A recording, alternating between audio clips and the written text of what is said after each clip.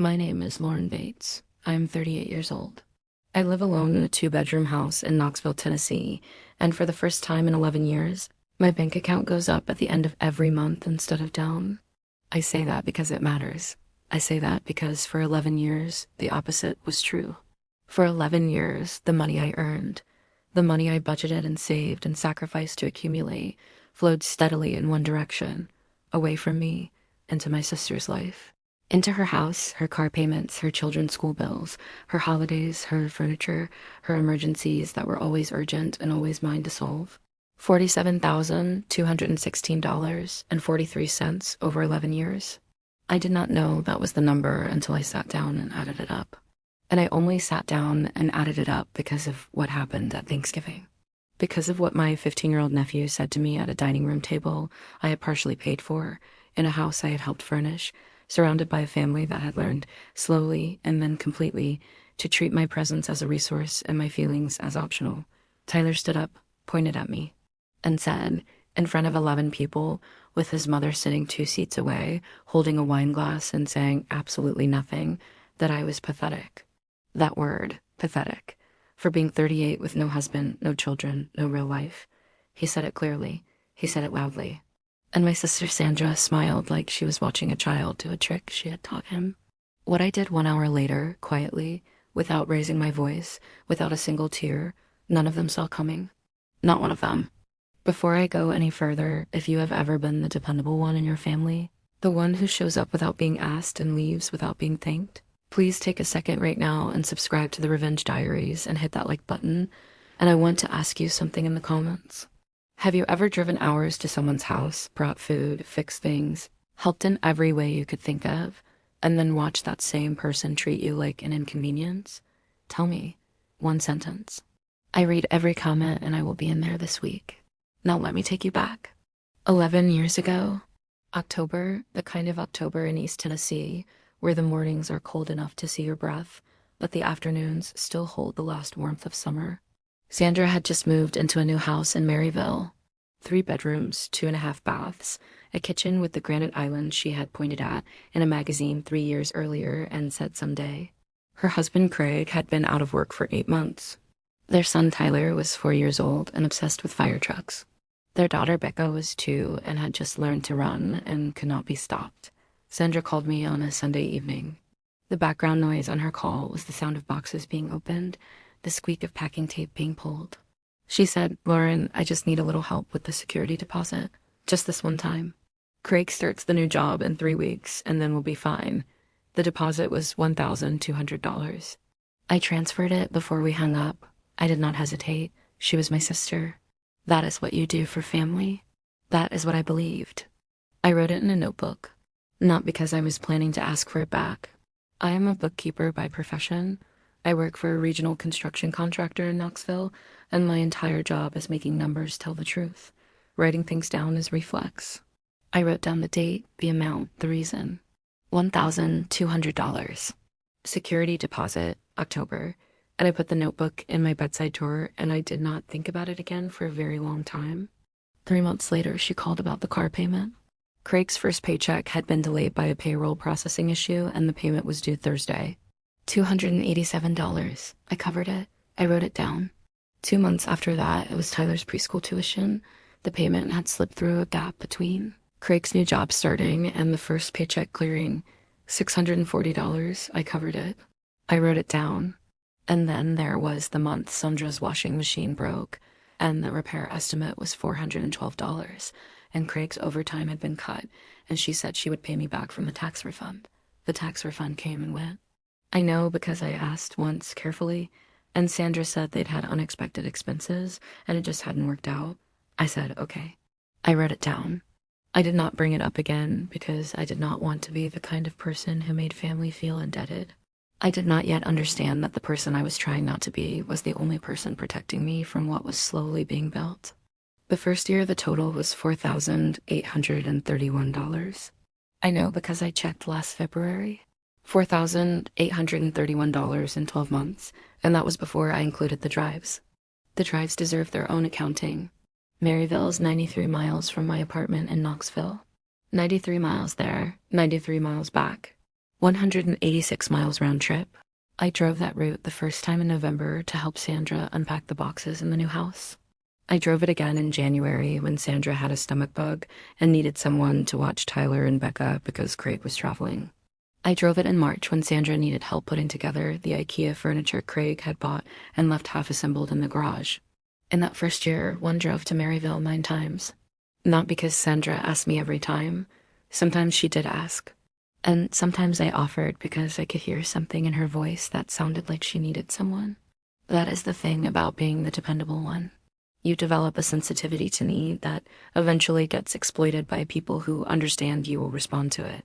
I drove because I wanted to help, because I loved my sister, because I believed somewhere underneath all of it that people who love each other show up. I showed up. And I wrote the mileage in the notebook using the IRS standard mileage rate because that is how a bookkeeper thinks. By the end of year 1, the drives alone added up to $1,147 in calculated time and fuel. The second year was harder because I started noticing things I had not let myself notice in the first year. Tyler's 4th birthday party, I drove down with a wrapped present that had taken me 45 minutes to choose at the toy store and cost $63. At the party, there were 11 children and 11 gift bags that Sandra had clearly spent hours assembling. There was a custom cake with Tyler's face on it. There were balloons in 3 colors. And when Tyler opened my present, a high-quality wooden fire station set with 12 pieces, he looked at it for about 4 seconds and set it aside to open the next one. Sandra said from across the room, "Say thank you, Tyler." He said thank you without looking at me. Sandra looked at me and smiled. I smiled back. And I thought, maybe that is just 4-year-olds. Maybe. At Christmas that year, I flew to Atlanta to spend the holiday at my parents' house. Sandra and Craig and the kids were there. I had bought gifts for everyone: Tyler, Becca, Sandra, Craig, my parents, Sandra's mother-in-law who had been invited last minute. The total for gifts that Christmas was $314. I received from Sandra a Yankee candle, the medium size, not the large, that smelled like vanilla and had a sticker on the bottom from the TJ Maxx clearance section. I do not say this to be small about it. I say it because that candle was the beginning of a pattern I was not yet willing to name. Sandra received a cashmere sweater from me. I received a clearance candle. I wrote neither of those things in the notebook, but I remember both of them. The favor economy escalated in year 3. Craig's car needed a repair that the insurance did not fully cover, and the gap was $900. Sandra called me on a Tuesday, and her voice was the voice she used when she needed something, slightly softer than usual, slightly more careful. I covered the gap. I wrote it down. That same year, Tyler started with a pediatric specialist for a developmental concern that Sandra's insurance covered only partially. The copays over 4 months added up to $723. Sandra mentioned it once on a phone call in a way that was not quite asking, but was the shape of asking. I said, "Send me the total." She did. I paid it. I wrote it down. I told myself this was what family did. I told myself someone in my situation would do the same for me if the positions were reversed. I did not examine that assumption carefully because examining it would have required me to be honest about something I was not ready to be honest about. Year 4 was when I started being excluded from things rather than just taken from. The first exclusion I noticed was small. A group chat was created for planning my parents' anniversary dinner. I was not in it. I found out about the dinner 4 days before it happened when my mother called to confirm I was coming. I was not in the planning chat. Sandra had created it and added Craig and my cousin Terry and my Aunt Patricia and left me out. When I asked Sandra about it later, she said she thought she had added me, and it must have been a technical glitch.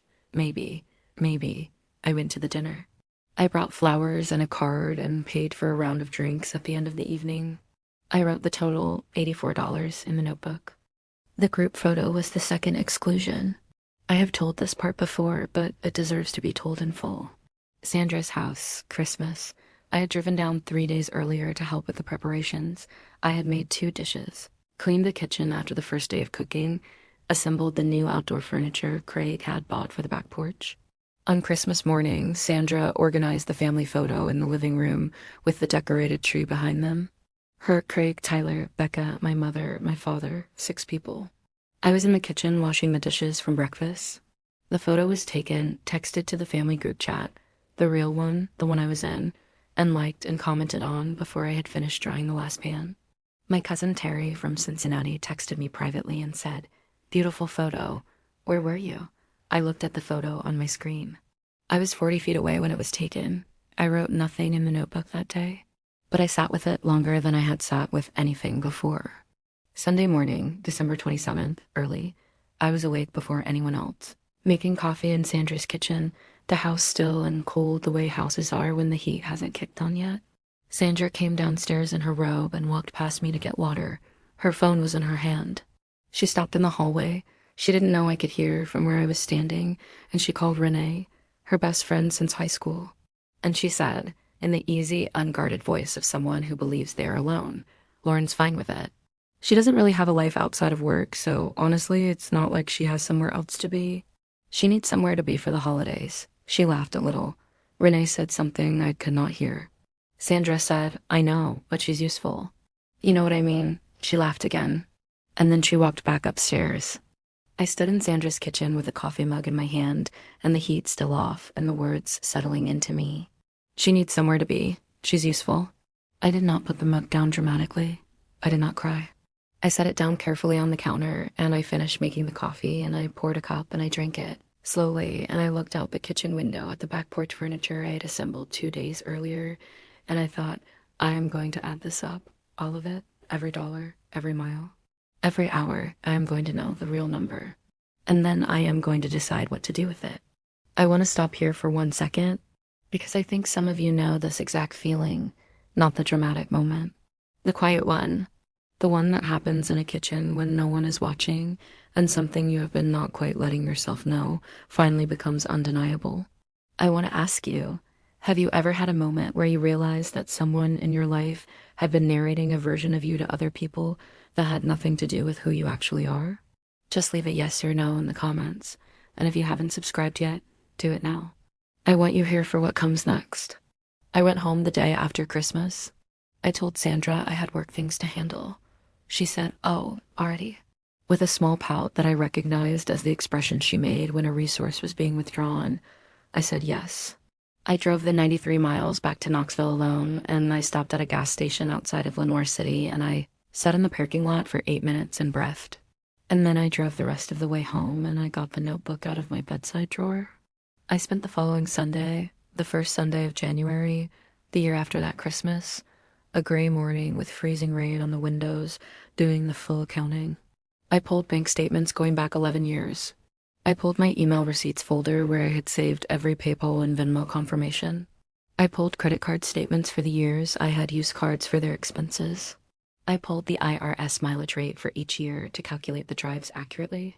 I sat at my kitchen table with 3 colored highlighters and a calculator and a fresh legal pad, and I built the spreadsheet, category by category, year by year, line by line. Direct cash transfers, $22,411. Paid expenses, car repairs, medical copays, school tuition, household emergencies, $11,688. Gifts purchased for Sandra's household over 11 years, birthday, Christmas, baby shower, housewarming, graduation, $4,317. Travel costs, mileage at IRS rate for 44 round trips plus 4 flights over the years, $3,108. Lost wages for unpaid time off taken to help with Sandra's household needs, calculated at my hourly bookkeeping rate, $5,692.43. Total, $47,216.43. I wrote it at the bottom of the legal pad in the largest handwriting I had used all morning. I circled it twice. Then I called Aunt Patricia. Aunt Patricia is my father's older sister. She is 69 years old. She lives in Oak Ridge in a house that smells like cedar and old books and has a garden that wins informal neighborhood competitions every summer. She is the sharpest person in my family and also the most careful with what she says, which means when she speaks you pay attention. I called her because I needed to say the number out loud to someone who would receive it correctly. And when I read her the number from the legal pad, she was quiet for a long moment. The kind of quiet that means something is being decided. And then she said, "Lauren, before you do anything else, I need to tell you something about your grandmother's account." And the room changed. My grandmother, my father's mother, Grandma Elsie, who passed 6 years ago, had left a savings account in her will that was to be divided among her children and grandchildren. My share was $11,000. I had known this. I had been told the distribution was delayed by administrative processing. I had waited. It had never arrived. I had asked my father once gently about it 2 years after her passing, and he had said the estate was still being finalized and not to worry. I had not worried. I had trusted. Aunt Patricia told me that evening that she had recently learned, through a conversation with a cousin who handled some of the family banking, that my share of grandmother Elsie's account had been lent to Sandra and Craig during the 4 months I was in Central America doing volunteer work. My father had authorized it as co-trustee.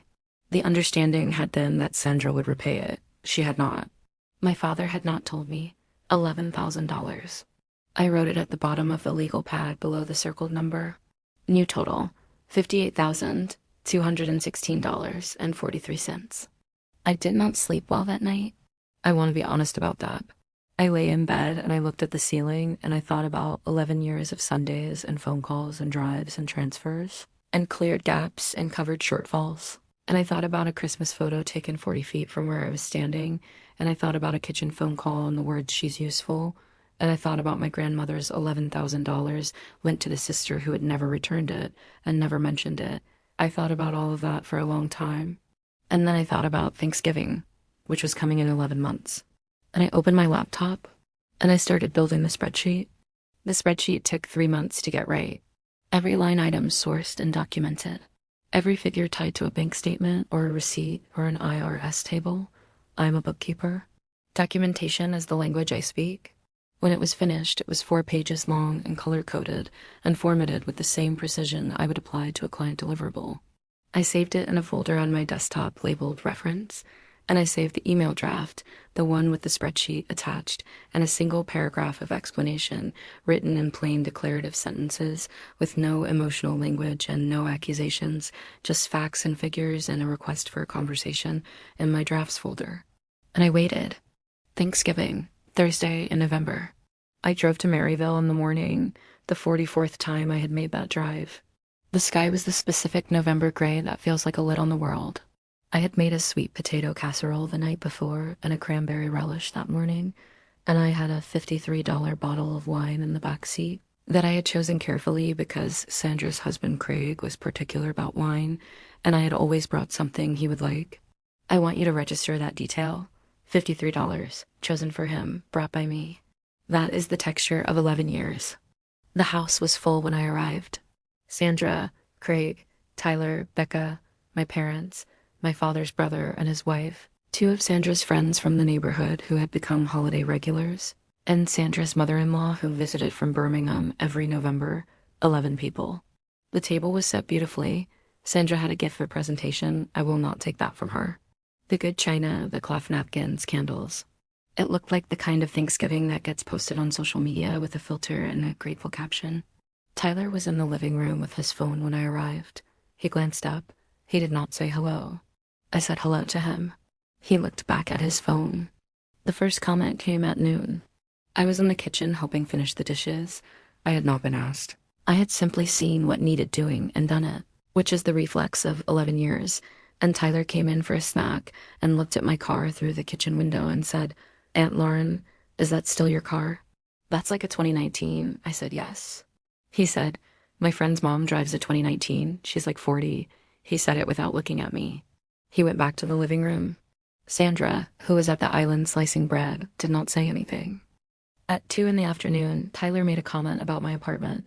He had visited once, 2 years ago, and had asked why it was so small. He brought this up at the table during the pre-dinner gathering in front of everyone, saying he had looked up rent prices in Knoxville and he didn't understand why I didn't just buy a place. My father said, "Prices are tough right now." Tyler said, "I mean, if you were actually saving money." Craig laughed. Sandra smiled at her phone. I said nothing. I helped my mother carry out the appetizers. Dinner, the table, all 11 of us. The sweet potato casserole I had made was in the center of the table. The cranberry relish was to the left of it. The $53 wine was open and being poured.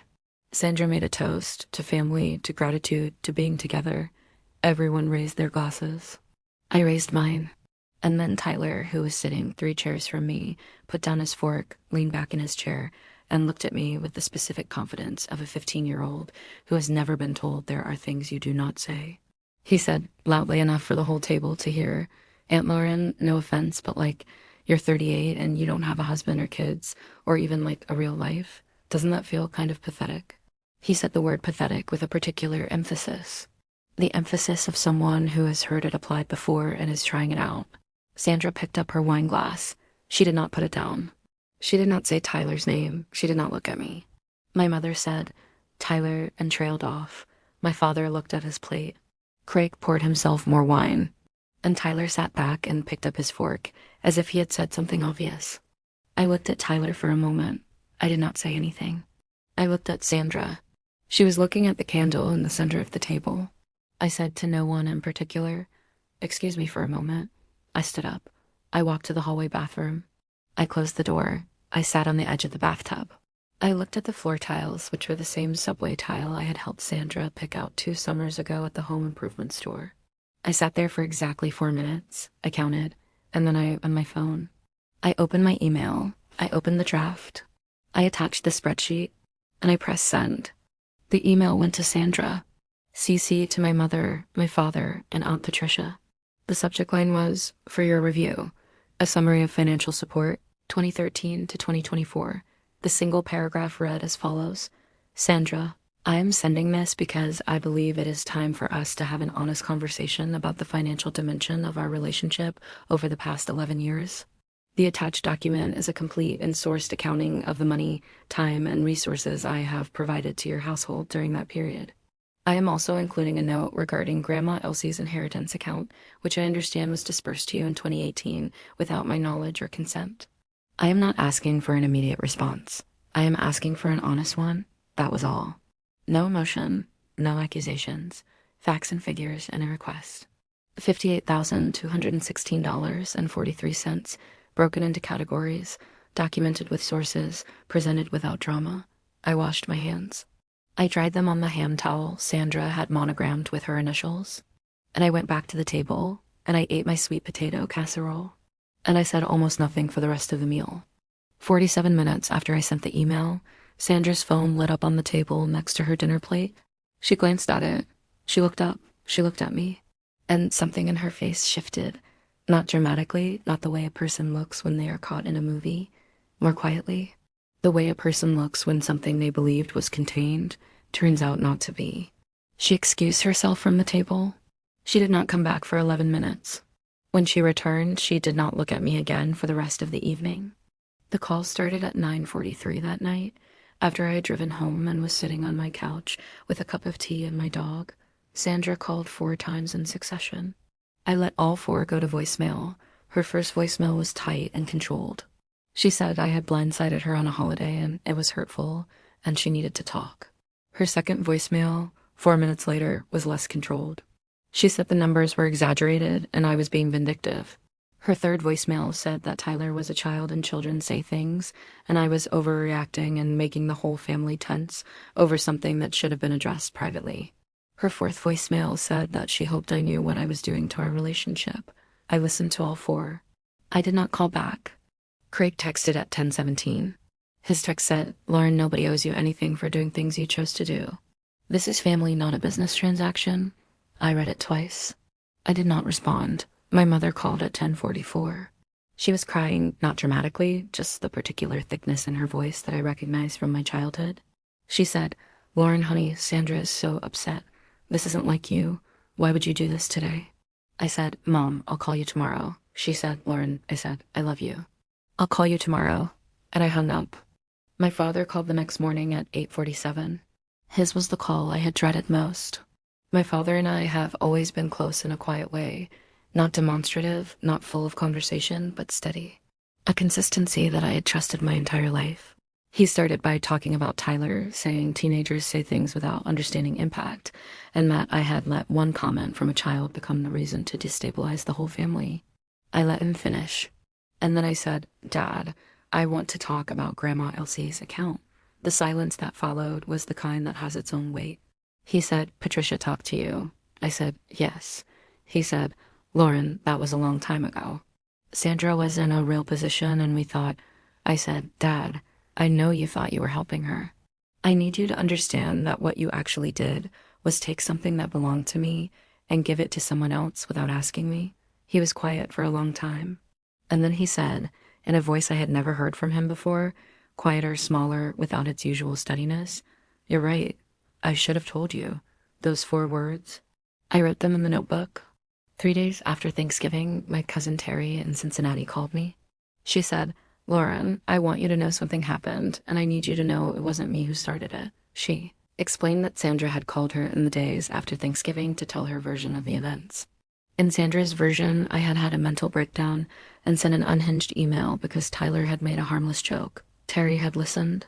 And then Terry had remembered an email she had received 14 months earlier, forwarded by mistake from Sandra's account, clearly intended for Renee, in which Sandra had described inviting me to Thanksgiving as an obligation and said, and I am quoting from what Terry read me over the phone, "Lauren will come because she has nowhere else to be, and honestly, she's more useful than she is enjoyable as a guest." Terry said she had not known what to do with that email when she received it and had left it in her inbox. But after Sandra's phone call, she had decided that people deserved full context. So she had forwarded the original email with Sandra's words intact to 4 other family members with a short note saying only, "I think people should have the full picture before they form opinions about what happened at Thanksgiving." The conversations that followed in group chats I was not part of, that Aunt Patricia relayed to me in careful, measured detail, began to sound very different from what Sandra had been presenting. My uncle, who had been at Thanksgiving dinner and who had not said anything at the table, called Sandra directly and said he was disappointed in how she had handled the evening. Sandra's mother-in-law, the woman from Birmingham who visited every November, sent Sandra a text that my cousin learned about secondhand that apparently said she had noticed Lauren's contributions to the family for years and thought Tyler's comment was unacceptable and Sandra's silence was worse. It was not a wildfire. It was not public humiliation. It was the specific lasting damage of a community of people quietly revising their understanding of a situation. 2 months after Thanksgiving, my father called and said he and my mother had spoken with Sandra about the inheritance account. He said they were going to make it right. I asked what that meant specifically, and he said he had spoken with a family attorney they used for estate matters, and a formal repayment agreement was being prepared. $11,000, the original amount, plus simple interest calculated from the date of disbursement. The agreement was signed by Sandra, Craig, my father, and witnessed by the attorney. I received a copy. It is in a folder in my filing cabinet labeled Settled. Payments began in February. They have arrived every month since. 6 months later, a Saturday in May, Aunt Patricia and I have lunch at a restaurant in Oak Ridge that has been there since 1987 and serves chicken salad on croissants that I have been eating since I was a child. We sat by the window. The dogwoods outside were done blooming, and the spring green was the specific bright green of things that are new. Aunt Patricia ordered iced tea and the chicken salad. I ordered the same. And she said, over the first sip of tea, "I want you to know that telling you was the right thing." I said, "I know." She said, "Your grandmother would have wanted you to know." I looked at her for a moment. My grandmother, Elsie, who had saved that money over decades and distributed it with intention and love, would have been horrified by what happened to my share of it. I said, "I know that too." Aunt Patricia squeezed my hand once across the table. We moved on to talking about her garden and whether the tomatoes were coming in early this year. Sandra and I have exchanged 11 text messages since Thanksgiving. I have counted. None of them have been an apology. The closest she came was a message in March that said, "I know things have been weird. I hope eventually we can talk." I read it 4 times. I responded, "When you're ready to be honest, I'm here." She has not responded to that message. I check occasionally to see if the read receipt changes. It does not. Tyler is 16 now.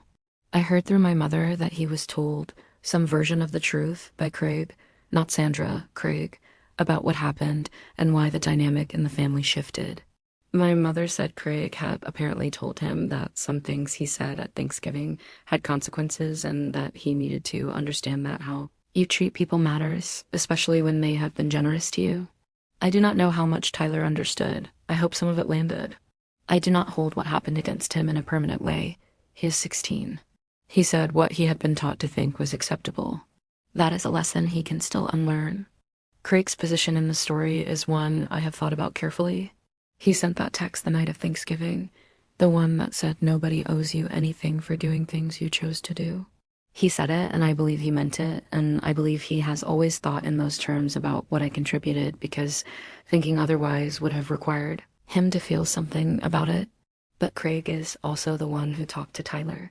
Craig is also the one who has been reliable about the monthly repayment. He is the one who set up the automatic transfer, which arrives on the 14th of every month, with the precision of someone who has decided to meet an obligation correctly. I do not know what to do with the complexity of Craig. I have decided I do not have to. I opened a savings account in November, the day after Thanksgiving, actually. Saturday morning, still in my pajamas, coffee in hand, laptop open on the kitchen table. I named it in the banking app. I called it mine, not a meaningful name to anyone who sees it, completely meaningful to me. I have been contributing to it every month since November. It goes up, it does not go down. I look at the balance sometimes in the evening, and I feel something I want to name correctly because I think the name matters. It is not triumph. It is not satisfaction at someone else's discomfort. It is solidity. The specific, unremarkable, deeply satisfying feeling of a floor that holds. I started seeing a therapist in January. Her name is Dr. Morales, and she has an office near the university and a way of asking questions that makes you arrive at answers you already knew but hadn't organized into sentences yet. In our third session, she asked me what I believed about myself that had allowed 11 years of that dynamic to continue. I sat with that question for the rest of the session and the whole drive home. The answer I arrived at, slowly, over several more sessions, is that I had believed, without ever saying it explicitly, that being needed was the same thing as being wanted. That usefulness was a form of belonging. That if I kept showing up and covering the gaps and being the one who could be counted on, eventually the counting would go both directions. It did not. And the moment I stopped confusing being needed with being valued, the math became very clear. Here's what I want you to hear before I go. Maybe you are the one in your family who always drives the distance, who shows up without being asked, who transfers the money when the call comes because you love the person on the other end of the phone, and love means you help. Maybe you have been doing this for 3 years or 7 years or 11 years, and you have a number in your head, maybe not as precise as mine, but a number you sense, and you have been not quite looking at it because looking at it would require you to be honest about something you are not ready to be honest about. I want to say this to you directly. The number is real. The time is real. The love you gave was real, even if it was received carelessly. And you are allowed, without guilt, without drama, without waiting for anyone's permission, to stop. You are allowed to open the spreadsheet. You are allowed to send the document. You are allowed to open an account and put your own name on it and watch the balance go up instead of down. That is not cruelty. That is not vindictiveness. That is the most basic form of self-respect. And the people who call it vindictive when you do it are the people who needed you not to. The thesis, because I think this deserves one, is this: generosity is a gift. It is not a balance that other people have the right to run negative indefinitely. The moment you understand that, the moment you treat your time and money and presence as the gifts they actually are, rather than the debts your family has decided you owe, you get your life back, quietly, not loudly, not dramatically, just back. The way a bank account recovers when you stop making withdrawals for people who never notice the balance. $58,216.43. 11 years, 44 drives, 4 flights, 1 Christmas photo taken 40 feet from where I was standing, 1 kitchen phone call I was not supposed to hear, 1 nephew who said 1 word at a Thanksgiving table that his mother let stand uncorrected, and 1 email sent from a bathroom while a sweet potato casserole got cold at a table I had partially paid for that changed the temperature in every room my family occupied. 1 hour. That is all it took. 1 hour in a spreadsheet and 11 years of documentation from a woman who kept a notebook in her bedside drawer because she was a bookkeeper and writing things down is what bookkeepers do. I wrote everything down. Every single thing. And when the time came, the numbers spoke for themselves. If this meant something to you, a recognition, a shift, a moment where something you had been carrying quietly got a little lighter, please like this video, subscribe to the Revenge Diaries, and share it with someone who needs to see it today. You know who that person is? Final question before I go. Simple. Leave it in the comments. Are you the one who always shows up? Yes or no? just that. I will be in the comments this week. And next week, I am telling a story about a business partner, a joint account, and a voicemail saved for 8 years that finally got played in the exact right room at the exact right moment. You do not want to miss it. I will see you there.